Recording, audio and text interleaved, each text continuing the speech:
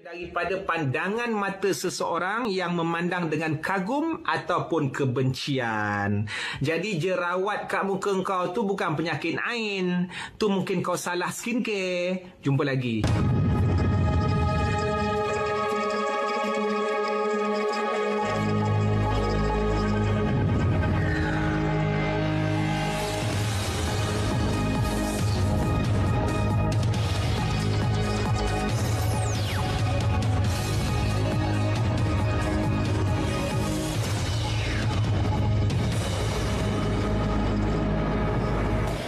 Bismillahirrahmanirrahim. Assalamualaikum warahmatullahi wabarakatuh. Allahumma salli ala Muhammad wa anzilhul munzal al-muqarrab minka yawmal qiyamah. Rabbi yasir wa la tu'asir, Rabbi tammim bil khair. Alhamdulillah kepada penonton rancangan Fikrah yang masih setia bersama kami. Nak tahu apa tajuk perbincangan kita pada hari ini dan siapa panel yang akan membicarakan berkaitan tajuk? Jom saksikan dulu bingkisan ini.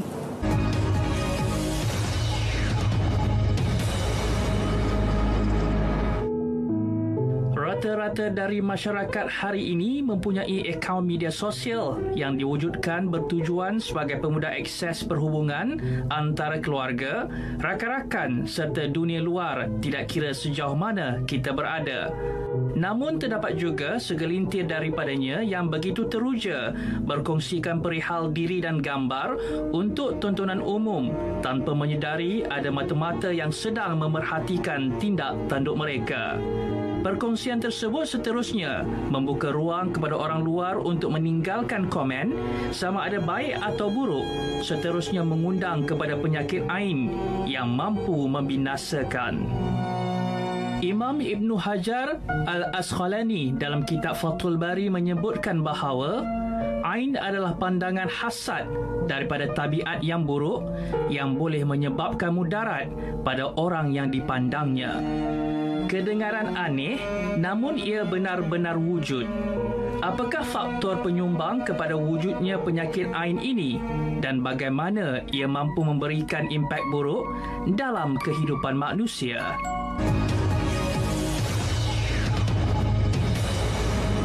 Selesai kita tengok bingkisan tadi, penonton yang menonton Fikrah pada hari ini, kita tengok penyakit ain, apakah itu, dan tajuk kita pada hari ini iaitu dari kerana mata.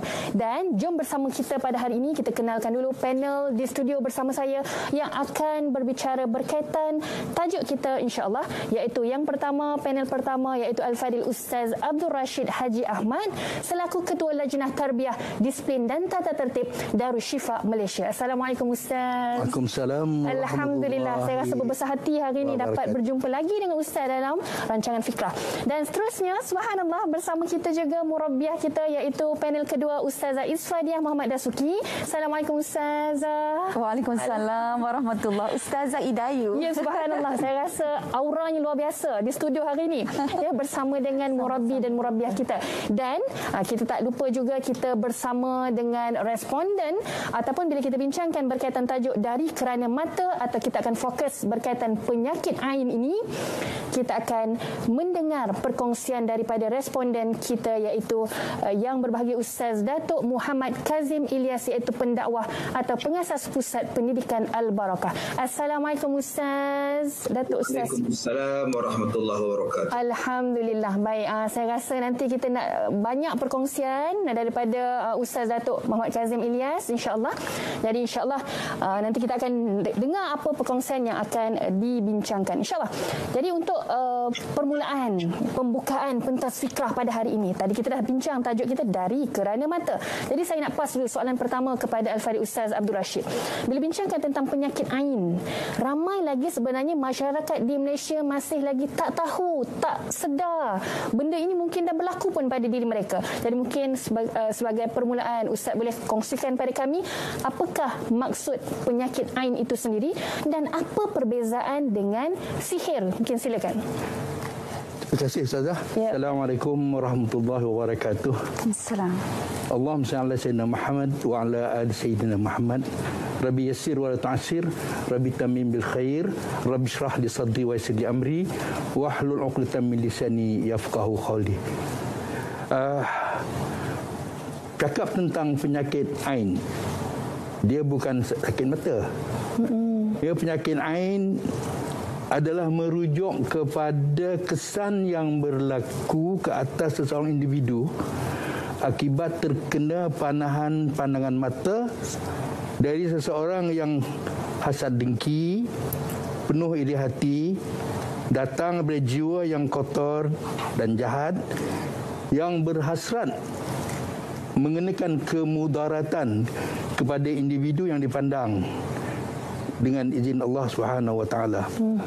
Namun tidak semua orang yang hasad dengki boleh menularkan penyakit al-ain. Penyakit ain juga boleh berlaku dengan izin Allah akibat pandangan mata yang disertai dengan rasa takjub, kagum, walaupun tanpa ada perasaan hasad dengki, sebagaimana yang berlaku kepada Sahal bin Hanif yang dikaitkan dengan peristiwa pandangan mata yang ditularkan oleh Amir bin Rabi'ah. Penyakit ain ini sebenarnya amat jelas tentang bahayanya. Kalau ain hasad, dia tidak menyerang diri sendiri atau keluarga dia berbanding dengan ain ta'ajub.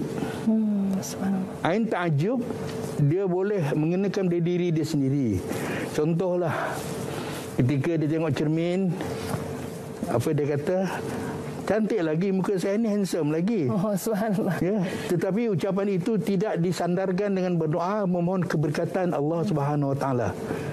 Maka pada ketika itu syaitan telah mencampuri urusannya sehingga berlakulah ain.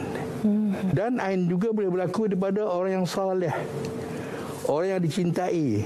Mungkin berlaku daripada ibu bapa, suami pada isteri atau sebaliknya. Maka kerana itu amat payah untuk berjaga-jaga tentang penyakit ain, melainkan apabila kita melazimkan dalam kehidupan kita sentiasa mengaitkan apa sahaja yang tersebut dengan tidak lupa memuji Allah Subhanahu Wa Taala. Ya, insya-Allah ia menjadi perisai bukan saja pada diri kita, ya, yang mungkin menularkan ain kepada orang lain, tetapi juga mungkin kita, pihak yang terkena pandangan mata itu, terselamat daripada mudarat terkena penyakit ain dia sendiri. Subhanallah. Baik, jadi kalau tadi macam Ustaz dah bukakan untuk pentafikrah pada hari ini, penyakit ain ini adalah satu penyakit yang bermula dari panahan atau pandangan mata. Boleh jadi kepada orang yang bermula daripada orang yang iri hati, ada penyakit hasad dengki, ataupun juga orang yang ujub takjub kepada seseorang. Jadi boleh jadi juga pada diri sendiri. Subhanallah. Nak tahu lebih lanjut, insya-Allah kita akan kupas dengan lebih mendalam. Dan kita akan terus bersama Ustazah Isfadiah, insya-Allah. Bila tadi Ustaz dah bincangkan berkaitan penyakit ain itu adalah bermula daripada mata. Mungkin Ustazah pun nak kongsikan pada kami siapa saja yang boleh terkena penyakit ain ini dan mungkin kenapa. Mungkin silakan Ustazah. Baik, bismillahirrahmanirrahim. Hamdan wa syukralillah. Tuan-tuan dan puan-puan, kalau kita sebut penyakit ain kan, ainun tu mata. Tapi sangat cantik bila Ustaz sebut dia berasal daripada ain hasad ataupun ain ta'ajub. Jadi yang ada dua sifat ini, hasad dengan ta'ajub ataupun ujub atau takabur, ya, adalah syaitan je. Bukan tak ada seorang nabi pun mempunyai sifat dan perangai ini. Maka sifat-sifat ini adalah racun, ada bisa dia sendiri, walaupun melalui pandangan mata. Dan penyakit ain boleh terkena kepada siapa? Dia boleh terkena kepada sesiapa sahaja yang memiliki kelebihan ataupun nikmat. Dan antara sasaran-sasaran utama sudah tentulah sasaran yang kita panggil tidak mempunyai kekuatan perlindungan. Kanak-kanak terutamanya. Jadi kalau anak-anak ni, sebab apa? Sebab anak-anak ni dia mempunyai kelebihan-kelebihan dia. Dia comel, lucu kan. Kalau kita tengok tu menarik, geram. Dia boleh mencuri perhatian. Jadi perhatian itu datang daripada mana? daripada mata-mata yang melihat, daripada orang yang berada di sekitarnya.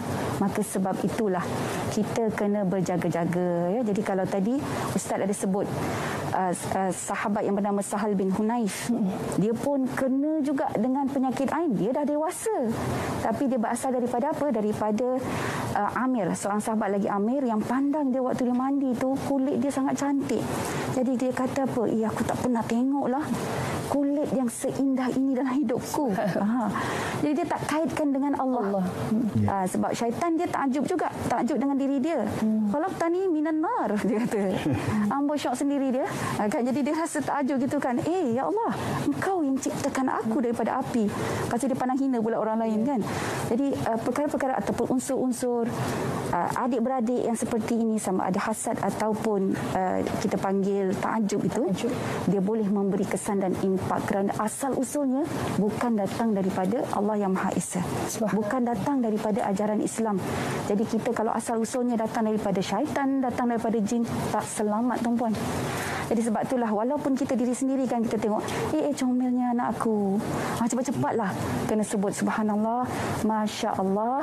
Kalau yang Ustaz ajar selalu masya Allah, tabarakallah. Boleh juga sebut masya Allah, la quwata illa billah. Okey, subhanallah. Baik, alhamdulillah. Saya rasa sangat menarik apa tadi Ustaz sebutkan, perkara yang dapat mencuri perhatian kerana seseorang yang mempunyai nikmat tadi. Ini kita bincangkan penyakit ain. Jadi berhati-hati, bukan saja penyakit hasad, dengki dan sebagainya, dia boleh jadi juga penyakit takjub. Kita tak ada niat pun sebenarnya untuk menyakiti orang tadi, tapi kerana takjub yang kita tidak landaskan kepada Allah Azza wa Jalla. Jadi kita ada responden kita iaitu Ustaz Datuk Muhammad Kazim Ilyas bersama kita di kaca skrin ketika ini. Baik, jadi kita tahu bagaimana keadaan Ustaz ketika ini. Kita doakan bersama-sama moga Ustaz diberikan kesembuhan, kemudahan insya-Allah. Jadi mungkin untuk mukadimah ini Ustaz boleh kongsikan bersama penonton Fikrah mungkin pengalaman bila kita bincangkan tentang penyakit ain ataupun gangguan daripada perkara-perkara ini. Mungkin Ustaz boleh silakan. Assalamualaikum warahmatullahi wabarakatuh. Bismillahirrahmanirrahim. Alhamdulillahirabbil alamin wassalatu wassalam ala Rasulillah wa ala alihi wa ashabihi ajma'in. Terima kasih Ustazah Hidayu, Ustaz Abdul Rashid, Ustazah Isfadiyah. Sidang penonton mudah-mudahan dirahmati, diberkati oleh Allah Subhanahu wa taala. Saya tertarik apa yang disebut oleh Al-Fadhil Ustaz Abdul Rashid tadi tentang ain dan sihir. Satu perkara yang berbeza. Sebab ada orang yang dia menganggap ataupun dia faham bahawa penyakit ain ini adalah penyakit sihir. Sihir lain, ain lain tuan-tuan. Ini kena jelaskan. Ya, kadang-kadang kita sendiri pun tak tahu yang kita ni ada penyakit ain. Subhanallah. Kita sendiri pun tak tahu. Kita main cakap aja. Bila cakap, dia mendatangkan sesuatu yang tak elok, mudarat kepada yang lain dengan izin daripada Allah. Jadi tak elok pada kita, pada orang tadi. Tak elok pada kita ataupun tak elok pada orang yang kita cakapkan. Sebab itu dalam pengalaman kita, selalu kadang-kadang bila jadi masalah macam ini, tak dapat kita, setengah orang dia tak dapat nak bezakan di antara sihir dan ain. Lalu dia menganggap penyakit yang menimpa pada dia ialah sihir. Maka dia buat rawatan secara sihir, tak lega-lega juga.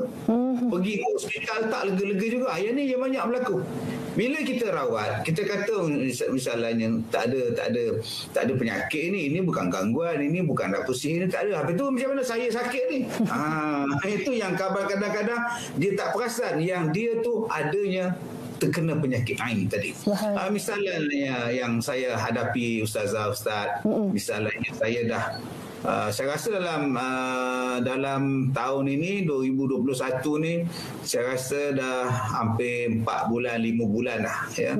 Saya tak dapat tidur malam. Langsung tak dapat tidur malam. Ya, kalau nak tidur pun selepas sembahyang subuh tu kok boleh lelap. Tapi saya tak nak biasakan tidur selepas subuh sebab nanti rezeki tak masuk.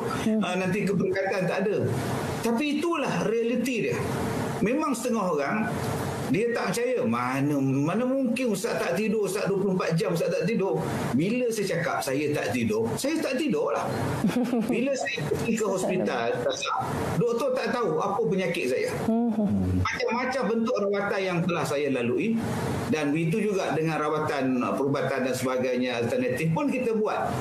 Jadi daripada situ kita dapat mengerti bahawa ada benda lain. Sebab kadang-kadang penyakit ain ini tanda-tandanya hampir sama dengan orang yang terkena sihir. Maka dia perasan bahawa dia kena sihir padahal dia terkena ain. Ini pengalaman saya lah Ustazah tentang masalah penyakit ain ni. Salah satu yang saya boleh rasa ialah sampai sekarang ialah susahnya saya untuk tidur.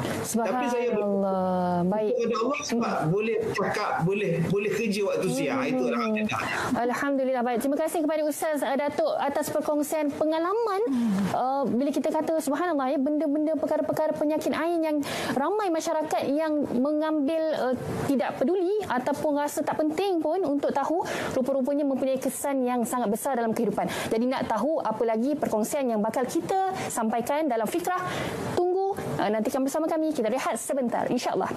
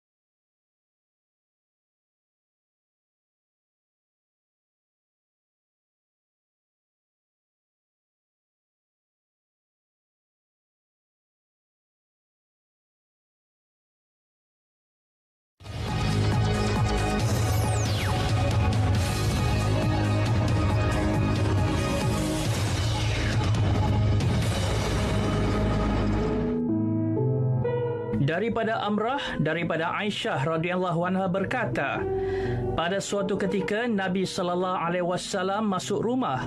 Tiba-tiba baginda mendengar anak kecil menangis.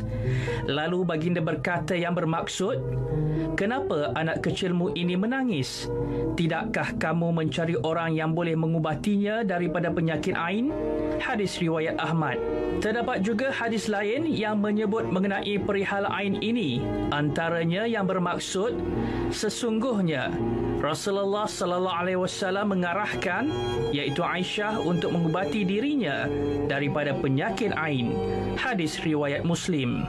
Kedua-dua hadis ini jelas menunjukkan bahawa penyakit ain boleh menimpa kepada sesiapa sahaja pada bila-bila masa dan telah wujud sejak beribu tahun lamanya. Sememangnya setiap penyakit telah dijanjikan ubatnya oleh Allah Subhanahu Wa Taala. Maka, apakah perkara yang perlu dilakukan oleh umat Islam sekiranya terkena panahan ain ini dan usaha-usaha lain yang boleh dilakukan bagi mencegah ia daripada terjadi?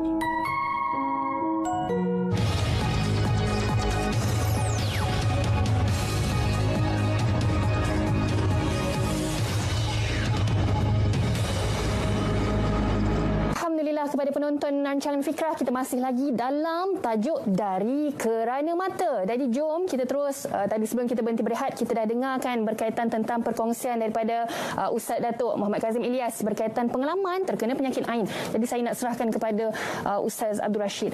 Kalau kita sebutkan tadi penyakit ain, macam mana kita nak tahu kesannya? Dahsyat juga ni, bahayanya.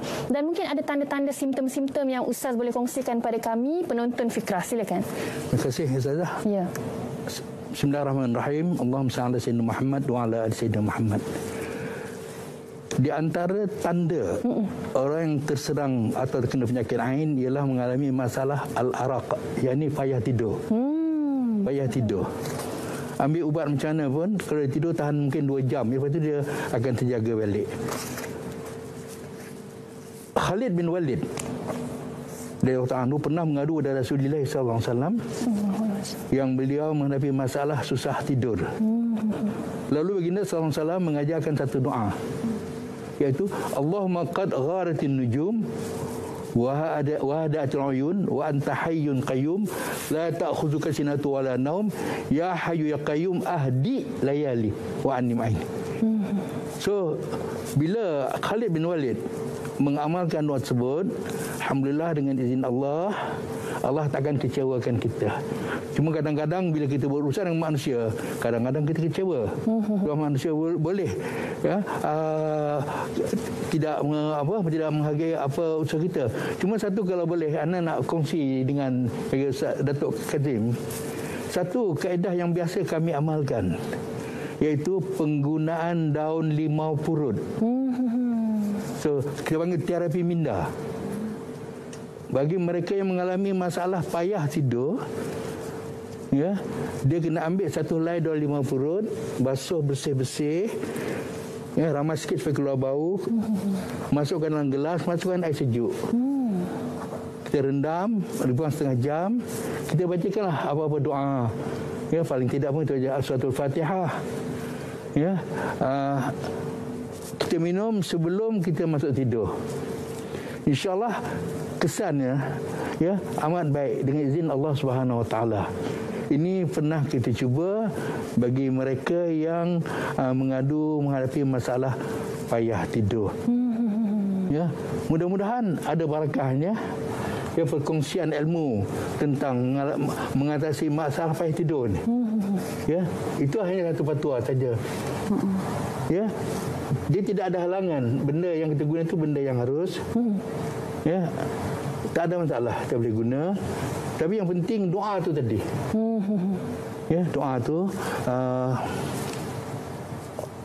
Allahumma qad gharatin nujum wa hada'atil uyun wa anta hayyun qayyum la ta'khudhuka sinatu wala naum ya hayyu ya qayyum ahdi layali wa anim aini. InsyaAllah bila kita ulang 3 kali, mula dengan baca Suratul Fatihah, kemudian kita beramallah dengan kaedah-kaedah membaca 3 kul umpamanya Al-Mu'awizat. Kemudian kita baca Ayatul Kursi. InsyaAllah mudah-mudahan Allah akan rungkaikan masalah kita. Alhamdulillah. Terima kasih kepada Al-Fadhil Ustaz Abdul Rashid. Saya rasa perkongsian yang penonton di rumah pun boleh untuk lakukan. Saya yakin waktu-waktu PKP ni Ustaz, ramai ni ada masalah tak boleh tidur mungkin. Kita pun kadang-kadang tak tahu, mungkin ianya kerana asbab penyakit ain. Jadi alhamdulillah, terima kasih kepada Ustaz. Kita berbalik pada panel kedua, iaitu Ustazah Isfadiah. Jadi bila kita bincangkan pada zaman 2021 ni Ustazah kan, lagi-lagi lah kita wanita, orang perempuan ni, subhanallah. Tadi macam Ustazah bukakan, penyakit ain boleh terkena pada sesiapa saja.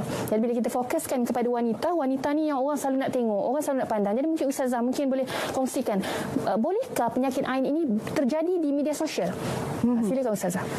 Okey, bismillahirrahmanirrahim. Tuan-puan, media sosial ni adalah suatu benda yang kita akan layari kebanyakannya dengan mata dan juga dengan jari jemari kan. Jadi bila adanya mata di situ, maka ada kebarangkalian boleh jadi penyakit ain. Malah lebih daripada itu, dia sesuatu benda yang jatuh mata ke atasnya. Kalau orang yang kehilangan penglihatan, maksudnya orang yang buta pun boleh mengakibatkan ain hanya dengan membayang. Oh, subhanallah. Jadi dengan imajinasi ataupun membayang sahaja boleh jadi. Saya petik kata-kata Imam Ibn Qayyim dalam Zadul Ma'ad. Apa kata Imam Ibn Qayyim? Dia kata ain ini bukan sekadar melalui pandangan mata. Bahkan orang buta sekalipun yang boleh membayangkan sesuatu akan turut memberikan ain. Subhanallah. Dan dia sebut apa? Wa katsirun minal ainina yu'athiru fil muayyan bil wasfi min ghairi ru'yah. Maksudnya banyak kes-kes yang dirujuk kepada Imam Ibn Qayyim itu sendiri terjadi menunjukkan bahawa ain itu berlaku hanya melalui khayalan atau imajinasi. Subhanallah. Jadi kita ni sebut media sosial. Media sosial memanglah orang tengok. Betul. TV pun sama juga. Orang tengok kan, mana-mana yang ada layar dan sebagainya. Ada kebarangkalian untuk ditimpa penyakit ain. Subhanallah. Jadi mungkin Ustazah sikit, bila orang pandang tu, katalah pandang di media sosial, dia pandang kemudian dia bayang. Kan dia pandang mungkin tadi dah lupa, kemudian dia bayang pula, oh tadi muka dia macam ni. Itu pun antara yang kita sebut tadi. Jadi itu dua kali dah tu. Sebab dia tengok satu, dia bayang satu. Oh Allah. Tapi kalau kita mendengar saja, contohnya kita tak nampak, kita dengar, tapi dengan pendengaran kita membayangkan juga Macam mana dia? boleh jadi. Okey. Jadi kalau yang tidak ada apa yang kata yang tiada ada penglihatan tu, dia satu kali lapis lah. Kalau yang tadi tu dua kali lapis. Subhanallah, mungkin bahayanya bertambah. Jadi kita nak dengar juga nanti ya, penonton pun mesti tertanya-tanya, subhanallah, begitu sekali ya bahayanya penyakit ain ini. Jadi kita berbalik kepada responden Ustaz Datuk Kazim. Jadi kalau tadi Ustazah dengan Ustaz Abdul Rashid pun dah bincang tentang penyakit ain dan bahayanya, mungkin kami nak tahu jugalah penyakit ain ni tadi Ustaz dah sebutkan, Datuk Ustaz dah sebut, susah tidur malam. Jadi mungkin daripada itu apa kesan yang sampai sekarang terasa? Mungkin Ustaz boleh kongsikan, silakan. Saya rasa saya telah melalui pelbagai proses rawatan dengan pelbagai pihak sampai sekarang, dan sekarang ni saya dalam yang sedang kita buat siaran ni pun saya dalam keadaan kurang sihat, masih kurang sihat, dan tapi saya tak ada saya nak kisah ke nak layan ke, sebab dia akan mengganggu proses kerja-kerja saya yang lain.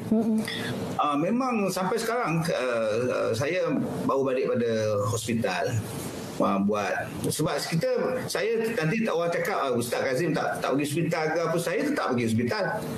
Saya juga dapatkan rawatan daripada sahabat-sahabat daripada rawatan kita, rawatan Islam kita. Tetapi gangguan yang sampai kepada saya tu boleh kata selalu. Macam tadi Ustazah Isfadiyah sebutkan tadi tentang kemunculan kita di khalayak. Saya tak dapat nafikan bahawa saya di antara orang yang aktif di dalam media sosial.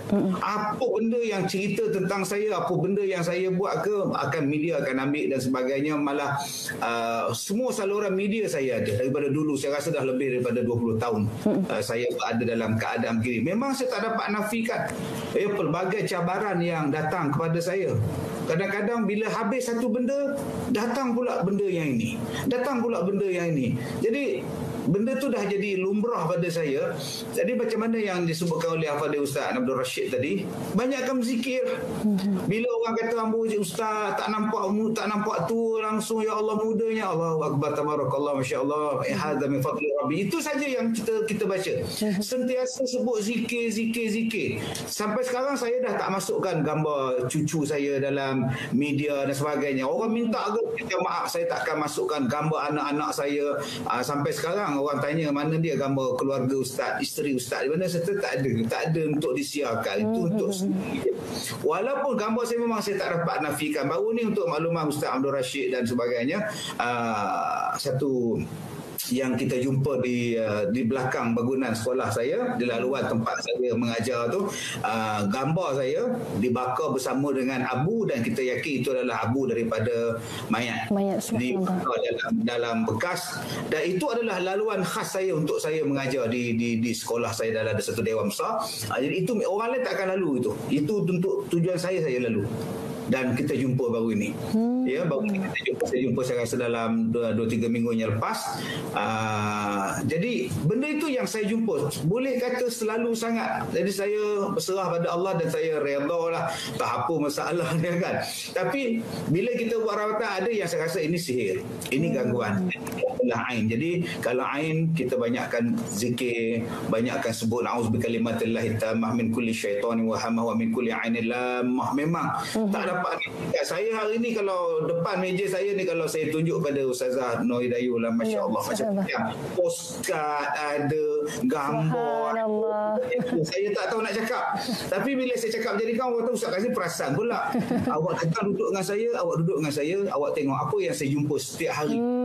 Saya jadi paksa, kadang-kadang saya tak nak peduli dengan pujian orang, dengan apa benda saya tak nak kisah, lantak engkau lah. Bila orang sebut sesuatu, saya dah jadi lali dah, saya tak nak lagi dah kita nak rasa satu perasaan takjub dan sebagainya. Jadi takut kita, nanti aku tak boleh tidur malam, nanti aku sakit, jadi macam-macam benda yang menjadikan. Pernah saya dulu jenuh buat rawatan, termasuk dengan tempat dia tempat ustaz apa semua ni, sampai tak tahu sakit apa, tak boleh nak buat apa. Saya jadi saya tidak boleh buang air selama lebih daripada sebulan. Subhanallah. Subhanallah. Jadi hanya benda-benda ini saya dah rasa selama 30 tahun saya berceramah di Malaysia. Saya rasa ustaz yang paling banyak diuji dengan gangguan dan dengan ain ini saya rasa saya lah. Tapi saya redha lah Ustazah. Tadi benda tu dah biasa. Baik, terima kasih kepada Ustaz Datuk. Tengok bagaimana kalau kita tengok di kaca TV dan skrin lebih 30 tahun, mungkin orang nampak seronok, populariti dan sebagainya, tapi itulah kenyataan yang dihadapi oleh Ustaz Datuk Muhammad Kazim Ilyas. Dan nak tahu apa lagi perkongsian yang lebih akan membuka mata kita berkaitan tentang penyakit ain ini, kita berhenti seketika, berhenti rehat. Kita jumpa lagi selepas ini insya-Allah.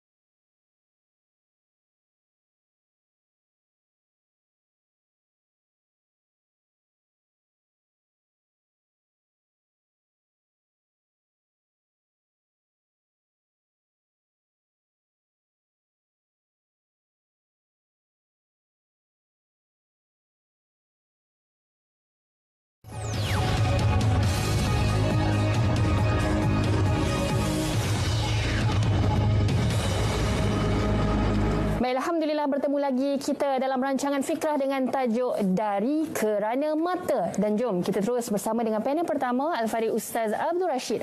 Kalau tadi sebelum kita berhenti rehat, Datuk Ustaz Kazim dah kongsikan bagaimana pengalaman penyakit ain ni lain, terkena gangguan sihir ni lain. Dan mungkin untuk kita fokuskan dengan tajuk kita pada hari ini, Ustaz, bagaimana Ustaz nak kongsikan dengan penonton Fikrah, bagaimana rawatan? Sekiranya kalau ada yang dah dikena gangguan pun, bagaimana rawatan untuk kita merawat diri daripada penyakit ain tadi? Silakan. Terima kasih Ustazah. Bismillahirrahmanirrahim. Allahumma salli ala sayyidina Muhammad wa ala ali sayyidina Muhammad. Saya nak respon apa yang Datuk Kazim sebut tadi. Memang di antara amalan sihir untuk mengenakan mangsanya ialah dengan meletakkan sesuatu di tempat laluan. Subhanallah. Di mana orang yang akan ditujukan sihir itu. Maknanya sihir bukan saja boleh kena melalui hembusan, ya, sihir juga boleh kena melalui makanan, misalnya bagi ketan santau.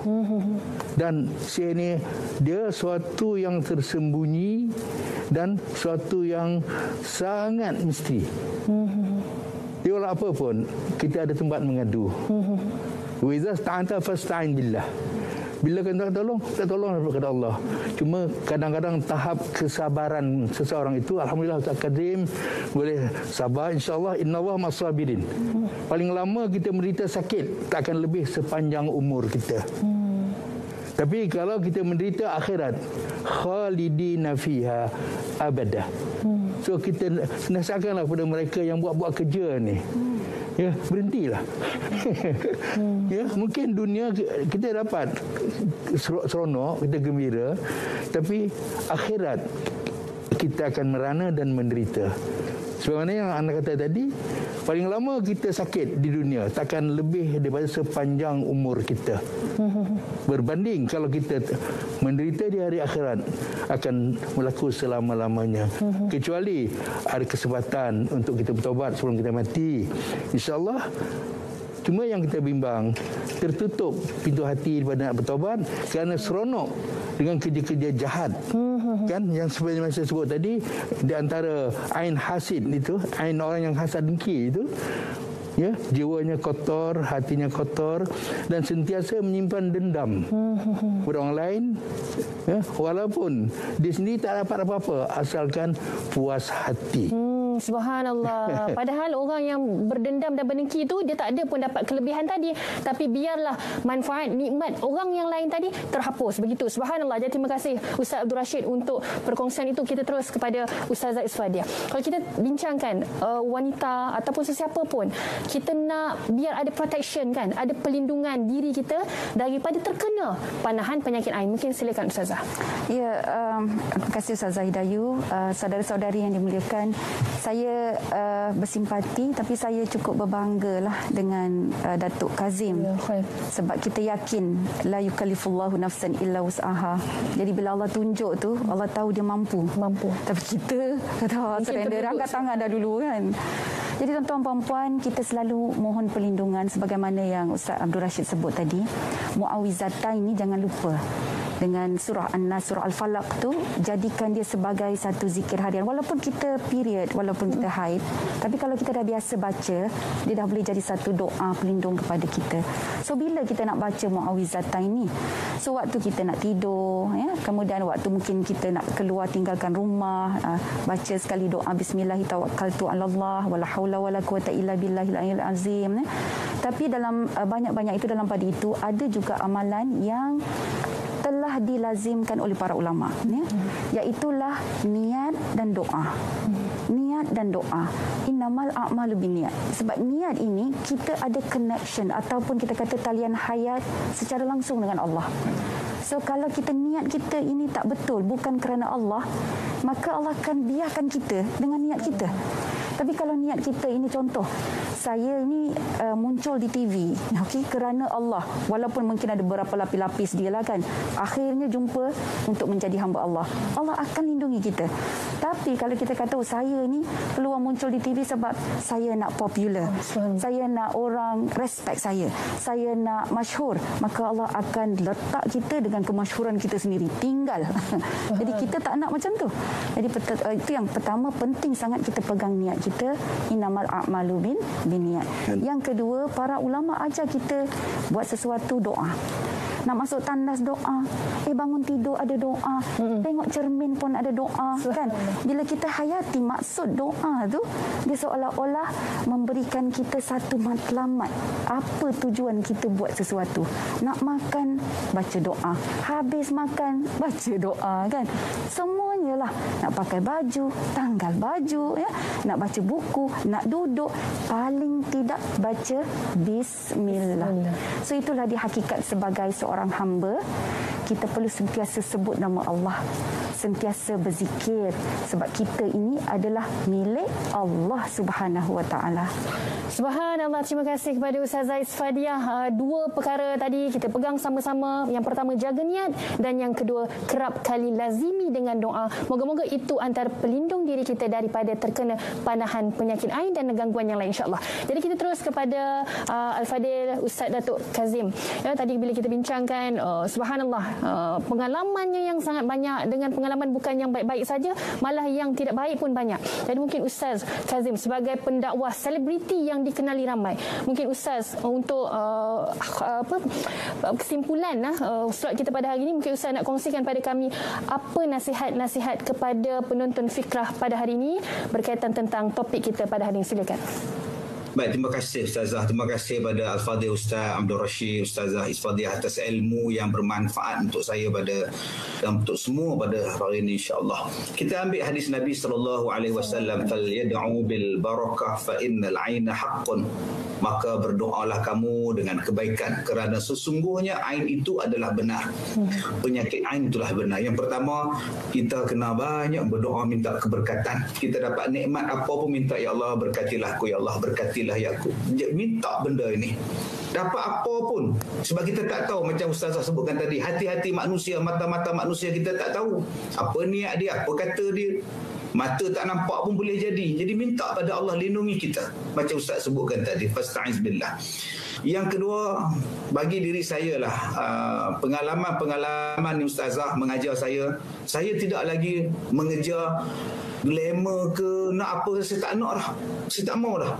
Saya sejak lebih daripada 15 tahun yang dulu, saya tak pernah makan di kedai. Saya kalau pergi mana-mana pun, ceramah di mana pun, saya makan dalam bilik ataupun dalam kereta saya. Saya minta orang belikan, pembantu saya belikan makanan dan saya makan dalam kereta. Saya takkan makan di luar. Saya tak ada berjalan ke mana-mana pun. Supermarket ke apa pun memang sudah. Kalau saya pergi ceramah pun, saya takkan masuk melalui pintu depan. Saya akan masuk melalui pintu belakang. Orang tak akan jumpa saya, dan habis-habis ceramah aja saya terus balik. Saya tak akan jumpa dengan orang. Jadi bagi saya, benda-benda itu bukan saya tak suka dengan orang, tapi pengalaman tu. Pengalaman dia. Sebab bukan setakat mata hasad Ustazah. Saya pernah jumpa dengan orang tangan dia hasad, tangan dia. Kalau yang mengambil bersalam tu Ustazah, dia letakkan pisau belit. Allah Akbar. Dia nak salam dengan saya. Tapi alhamdulillah Allah Ta'ala pelihara, pisau belit dia jatuh. Di situ yang bukan saya kata saya fobia ke trauma, tidak. Subhanallah, kita kena minta perlindungan daripada Allah. Orang yang datang tu bukan macam-macam macam-macam Ustazah. Jadi saya lebih banyak mendiamkan diri. Saya lebih orang tak kenal. Bila pergi ceramah ke apa benda ke, saya takkan duduk di meja utama ke apa ke. Saya tak makan pun. Saya habis-habis minta diri, saya tak balik. Itu amalan saya sejak dalam 15 tahun kebelakangan ini. Memang saya sehabis-habis low profile. Saya tak nak lagi. Kadang-kadang sebelum face mask ni dipakai oleh kita 2 tahun ni, saya dah pakai face mask saya ni. Saya pakai 8 tahun saya pakai face mask. Saya ambil serban, saya tutup. Di mana saya pergi pun saya tutup. Saya pergi mana pun saya pakai face mask sejak lebih daripada 8 tahun yang lepas. Jadi dah lama dah saya pakai face mask sebenarnya. Supaya orang tak kenal saya dan supaya orang tak perasan itu adalah saya. Jadi tujuan dia itu ialah saya tak nak macam-macam pandangan, sama ada orang tu hasad ke, orang tu tak hasad ke. Sebab saya dah merasai bagaimana rasanya penyakit-penyakit ni. Bagi saya boleh, alhamdulillah saya boleh terima. Tapi kadang-kadang dia ujian pada orang lain, kesusahan hati pada orang lain untuk jaga saya. Yang tu yang saya kesian kat orang. Jadi biar saya seorang tanggung tak apa, janji orang lain senang, insya-Allah. Terima kasih Ustazah. Baik, terima kasih kepada Al-Fadhil Ustaz Datuk Muhammad Kazim Ilyas di atas perkongsian bersama dengan Fikrah pada hari ini, insya-Allah. Jadi terima kasih Ustaz, moga-moga kita dapat jumpa lagi dengan perkongsian akan datang yang menarik, dan saya yakin penonton Fikrah dapat macam-macam perkara iktibar yang dapat kita ambil bersama, insya-Allah. Jadi kita berhenti rehat seketika, kita jumpa lagi sebentar lagi.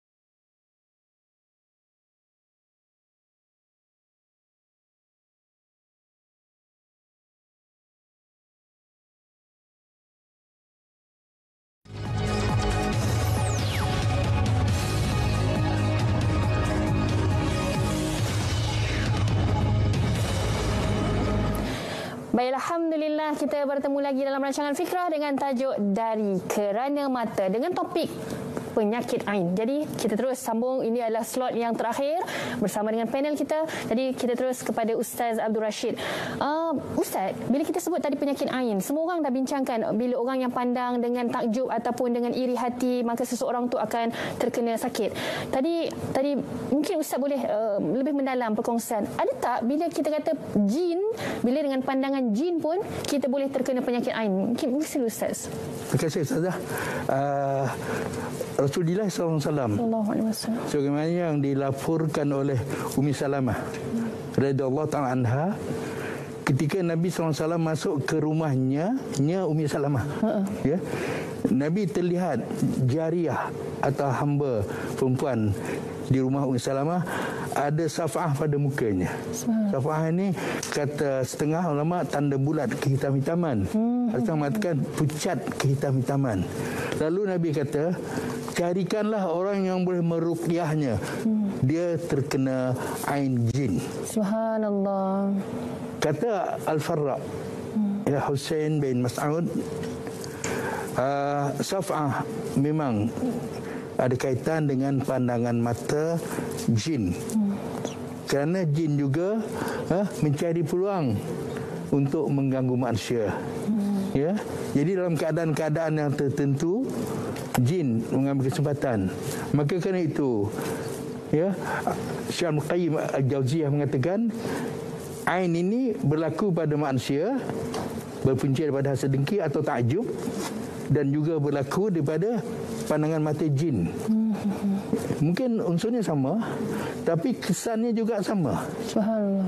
Ya, penyakit-penyakit yang amat payah untuk dikesan. Jadi untuk merawat sama ada ain takjub ke, ain hasid ke, atau ain jin ke, ya, yang diajar kepada kita, pertama sekali kalau yang menyebabkan ain itu al-ain, diminta mandi, sebagaimana kisah Sahal bin Hunayf. Nabi kata, ada yang mengatakan ambil uduk, ada yang mengatakan mandi. Dan air itu diguna untuk dijiruskan ke orang yang menjadi mangsa ain. Seperti mana yang berlaku atas Sahal bin Hunayf. Tetapi masalahnya, kalau kita tidak tahu siapa penyebab ain. Contoh, kita postkan anak-anak cucu kita dalam media sosial. Kita tak tahu, yang tengok tu mungkin kerana dia dah lama kahwin, tak ada anak, datang rasa hasad dengki. Oh, subhanallah. Ataupun dia tengok anak tu comel, sedang anak dia cacat. Timbul hasad dengki atau takjub. Maka dia akan terkena ain. Jadi cara merawatnya, dalam keadaan ini, ibu bapa, misalnya si ibu ambil air uduk, kadah air itu, dan gunakan air itu untuk mandikan anak dia. Subhanallah. Itu bagi orang yang kita tidak ketahui siapa yang menjadi penyebab kepada ain itu sehingga dia berlaku. Biasanya anak-anak kecil akan mudah terkena penyakit ain. Di antara tandanya ialah meragam. Subhanallah. Tak nak menyusu. Ya, makin kurus. Walaupun pergi ke hospital, tetapi masih belum dapat dikesan apa penyebab penyakit yang dideritainya. Baik, alhamdulillah, subhanallah. Terima kasih kepada Al-Fadhil Ustaz Abdul Rashid. Jadi penonton di rumah ketika ini, kalau tengok anak yang tak boleh tidur malam dan sebagainya, mungkin terkena penyakit ain. Dan tadi Ustaz dah kongsikan, ambil air wuduk, dan daripada air basuhan wuduk tadi, mandikan anak tadi. InsyaAllah kita sama-sama ikhtiar untuk itu. Dan kita terus kepada Al-Fadhilah Ustazah Isfadiah. Secara ringkas kesimpulan kita pada hari ini, mungkin bagaimana untuk kita tips kita nak elak takjub tadi. Kalau kita nampak orang yang handsome ke, cantik ke, macam mana tips kita ini supaya dia tidak terkena penyakit ain dan kita pun tidak menjadi penyebarnya? Mungkin sila Ustazah. Ya, terima kasih Ustazah Hidayu, saudara-saudari yang dimuliakan, para penonton. Bila kita melihat sesuatu yang indah, kita tahu itu adalah milik Allah, kan? Dan keindahan itu datang daripada Allah. Kita yang melihat juga, kita meminjam nikmat daripada Allah Subhanahu Wa Taala. Maka yang paling baik adalah kita pulangkan balik semuanya kepada Allah Subhanahu Wa Taala. So kita sebutlah subhanallah, Rabbana ma khalaqta hadza batila. Maha suci Allah, tidak engkau ciptakan ini sia-sia ya Allah. Kalau sambung lagi bagus, subhanaka faqina adzabannar. Engkau maha sempurna ya Allah, maha suci, dan jauhkanlah aku dari api neraka. Itu ayat Al-Quran tu. Jadi kita baca begitu. Ataupun dalam surah Al-Kahfi ayat yang ke-39 tuan-puan. Itu ada kisahnya. Kisah seorang lelaki, dia bawa kawan dia masuk kebun dia. Kebun dia tu segar bugar lah kan. Banyak buah-buahan dan sebagainya. Jadi dia nak tunjuk-tunjuk pada kawan dia. Dan kemudian kawan dia ingatkan dia. Masuk kebun sendiri pun kena baca Masya Allah la haula wala quwata illa billah. Bahawa ini semua adalah kehendak Allah. Tidak ada daya, tidak ada upaya, tidak ada kekuatan dariku kecuali dengan Allah semata-mata. Jadi kaitkan banyak dengan Allah. Kerana hakikatnya memang itulah realitinya. Sebab kalau kita terlupa, jadi kita macam seolah-olah tidak mengiktiraf Allah. Subhanallah. Kita takut begitu. Sebab kebiasaan kita bila kita tak sebut Allah, jadi kita tidak tahu kita berurusan dengan sesuatu yang sebenarnya semua adalah milik Allah Subhanahu Wa Taala. Jadi bila kita sebut doa dan sebagainya, jadi ini ingatan kepada kita lah. Kita melindungi diri kita daripada syirik, daripada menjadi hamba kepada selain Allah, hamba dunia dan sebagainya. Wallahu alam. Alhamdulillah, terima kasih kepada Ustazah Isfadiah untuk perkongsian yang saya rasakan sangat baik dan menarik untuk kita pegang dan kita amal insya-Allah penonton di Fikrah pada hari ini. Dan itulah disebutkan qala Rasul al-ainu haq. Penyakit ain itu adalah benar, maka kitalah kena ada perlindungan diri sama dengan zikir, niat yang baik dan doa yang berterusan insya-Allah. Jadi terima kasih kepada panel kita di studio iaitu Al-Fadil Ustaz Abdul Rashid Haji Ahmad dan juga kepada Al-Fadilah Ustazah Isfadiah Muhammad Dasuki. InsyaAllah kita jumpa lagi pada episod yang akan datang. Dan terima kasih kepada penonton rancangan Fikrah. InsyaAllah kita jumpa lagi. Assalamualaikum warahmatullahi wabarakatuh. Waalaikumsalam warahmatullahi wabarakatuh.